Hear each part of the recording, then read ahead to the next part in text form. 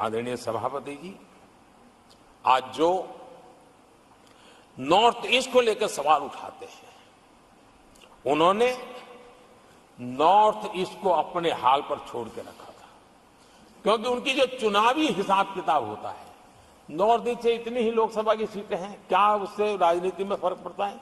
कभी कोई परवाह ही नहीं, उसे उनके नसीब पर छोड़ दिया था। हम नॉर्थ ईस्ट को आज देश के विकास का एक सशक्त इंजन बनाने की और ताकत से लगे। नॉर्थ ईस्ट पूर्वी एशिया के साथ ट्रेड, टूरिज्म और कल्चरल कनेक्टिविटी उसका गेटवे बन रहा है। और ये जो कहते हैं ना 21वीं सदी भारत की सदी, उसमें ये इनिशिएटिव बहुत बड़ा रोल प्ले करने वाला है, ये हमें स्वीकार करना होगा। आदरणीय सभापति जी, हमने नॉर्थ ईस्ट में गत 5 वर्ष में जो काम किया है, और अगर पुराने कांग्रेस के हिसाब से साथ उसको अगर तुलना कर दी जाए, हमने जितना काम 5 साल में किया है, इतना अगर उनको करना होता ना, तो कम से कम 20 साल लग जाते, एक पीढ़ी और चली जाती। हमने इतना तेजी से काम किया है। आज नॉर्थ ईस्ट की कनेक्टिविटी उसके विकास का मूलभूत आधार है, उसको हमने प्राथमिकता दी है।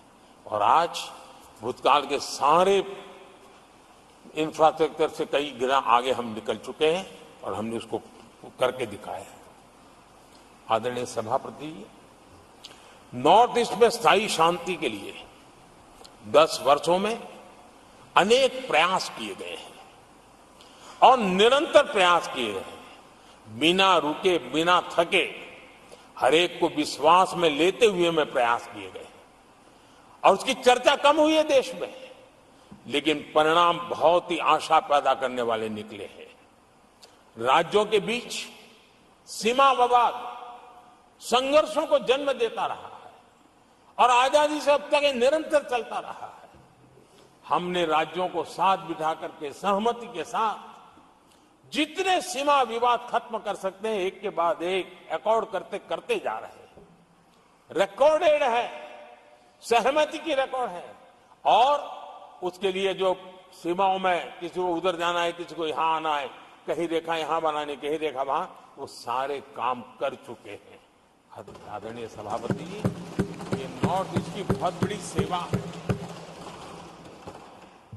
हिंसा से जुड़े संगठन, जो हथियारबंद गिरोह थे, जो वहां लड़ाई लड़ते रहते थे, अंडरग्राउंड के लड़ाई लड़ते थे, हर व्यवस्था को चुनौती देते थे, हर काउंटर ग्रुप को चुनौती देते थे, खून खराबा होता रहता था।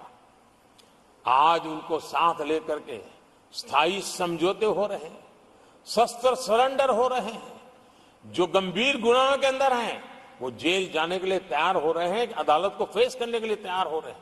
न्याय तंत्र के प्रति भरोसा बढ़ना, संविधान के प्रति भरोसा बढ़ना, भारत के लोकतंत्र के प्रति भरोसा बढ़ना, भारत के गवर्नमेंट की रचना पे भरोसा करना, ये इसमें से अनुभव होता है और आज हो रहा है।